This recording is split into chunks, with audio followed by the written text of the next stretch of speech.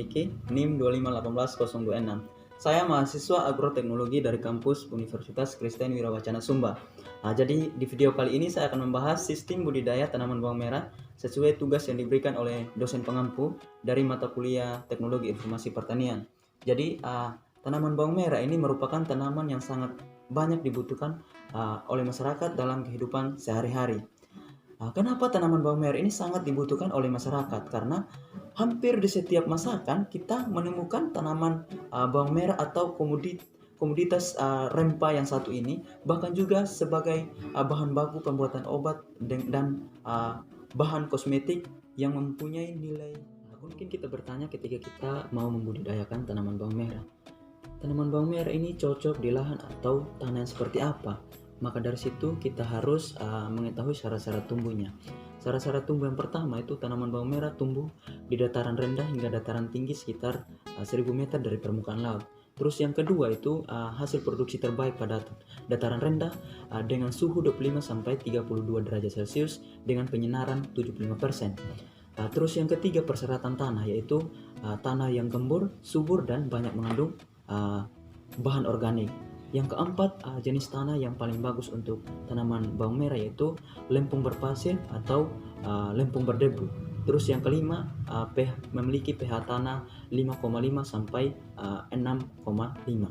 Terus yang terakhir, drainase yang bagus dan aerasi tanah yang bagus. Jadi setelah kita sudah mengetahui syarat-syarat tumbuhnya, maka kita akan masuk dalam tahap-tahap budidayanya. Yang pertama, persiapan lahan. Kenapa kita harus mempersiapkan lahan? Karena persiapan lahan merupakan salah satu penunjang keberhasilan budidaya tanaman bawang merah. Jika kita mempersiapkan lahan dengan baik, kita mengelola lahan dengan baik, maka kita pun akan mendapat hasil yang baik dan memuaskan. Hal-hal yang kita lakukan dalam persiapan lahan, yang pertama traktor. Kita melakukan traktor lahan yang ingin kita budidayakan. Yang kedua, pembuatan beden. Kita membuat beden dengan lebar 1 sampai 1,2 meter. Dengan panjang kita sesuaikan lahan yang kita gunakan. Terus jarak beden kita dapat gunakan 20 sampai 30 cm. Terus kedalaman paritnya 20 sampai 30 cm.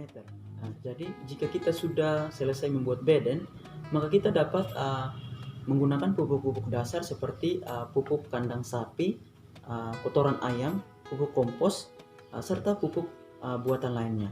Pupuk-pupuk tersebut kita sebar di atas bedengan yang kita sudah buat dan kita aduk secara rata dengan tanah 1 sampai 3 hari sebelum tanam. Jadi tahap-tahap budidaya yang kedua itu persiapan umbi bibit bawang merah yang unggul atau berkualitas. Bagaimana agar kita dapat mengetahui umbi bawang merah yang berkualitas atau unggul? Dengan kita melihat ukuran yang sedang atau ukuran yang optimal 3 sampai 4 gram per umbi. Terus kulit bagian luarnya licin atau mengkilap serta sehat dan yang telah disimpan 2 sampai 3 bulan serta umbi masih dalam ikatan atau umbi masih ada daunnya. Jadi tahap yang ketiga penanaman. Penanaman ini kita dapat menggunakan jarak tanam 20 x 15 cm, 20 x 20 cm, 15 x 15 cm. Dengan lubang tanam dibuat sedalam umbi. Umbi dimasukkan ke dalam tanah dengan seperti memutar sekrup. Terus penanaman umbi diusahakan jangan terlalu dalam, karena jika penanaman umbi terlalu dalam maka umbi tersebut akan mengalami kerusakan atau pembusukan. Terus atau pertumbuhan jika pertumbuhan tunas dalam umbi bawang merah masih kurang dari 80%, maka kita dapat melakukan dengan tujuan melakukan pemotongan ujung umbi dengan tujuan untuk mempercepat pertumbuhan tunas umbi tersebut. Jadi tahap-tahap selanjutnya yaitu perawatan. Perawatan ada pemupukan. Pemupukan ini bukan berarti karena kita sudah melakukan atau memberikan pupuk dasar ketika kita mengolah lahan, tetapi ini pemupukan susulan. setelah tanaman yang kita budidayakan berumur berkisar 10 sampai 15 hari. Terus pemupukan susulan yang kedua juga setelah tanaman yang kita budidayakan berumur 1 bulan. Terus pengendalian OPT. OPT ini merupakan organisme pengganggu tanaman. Organisme pengganggu tanaman itu apa-apa saja, yaitu seperti serangga, gulma, bahkan juga manusia. Jika kita merusak tanaman, mengganggu tanaman, maka kita juga akan dikatakan OPT.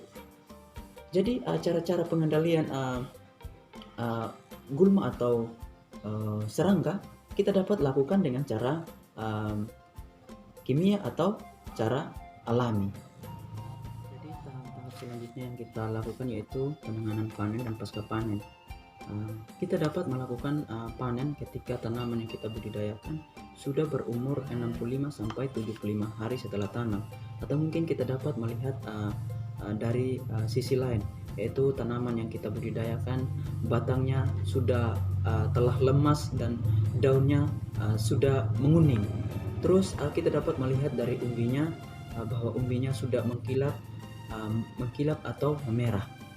Dan juga ketika kita mau melakukan panen, kita dapat melakukan panen dengan cara mencabut tanaman beserta daunnya, dan diusahakan agar tanah yang menempel pada umbinya harus dibersihkan, dan kemudian kita mengikat tanaman tersebut sekitar 1 sampai 1,5 kilo per ikat. Jadi yang kedua adalah penanganan pasca panen. Kita menjemur umbi atau tanaman yang telah kita panen hingga sampai kering atau 1 sampai 2 minggu di bawah sinar matahari langsung. Terus pembalikan kita dapat lakukan setiap 2 atau 3 hari saat susut bobot umbi mencapai 25 sampai 40%. Kemudian kita dapat lakukan pengolahan, pengelompokan atau grinding sesuai dengan itu. Ketika bawang merah sudah kering, kita dapat simpan di suatu tempat atau gudang yang telah kita sudah siapkan pada suhu 25 sampai 30 derajat Celcius, dan kelembapannya cukup rendah untuk menghindari penyakit busuk umbi dalam gudang.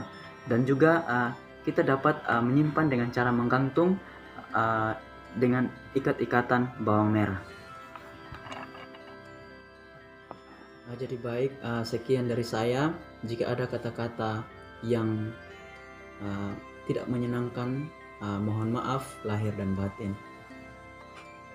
Ingat, tetap pakai masker, selalu cuci tangan dengan sabun, dan tetap jaga jarak, jaga diri, dan jaga hati buat orang yang spesial.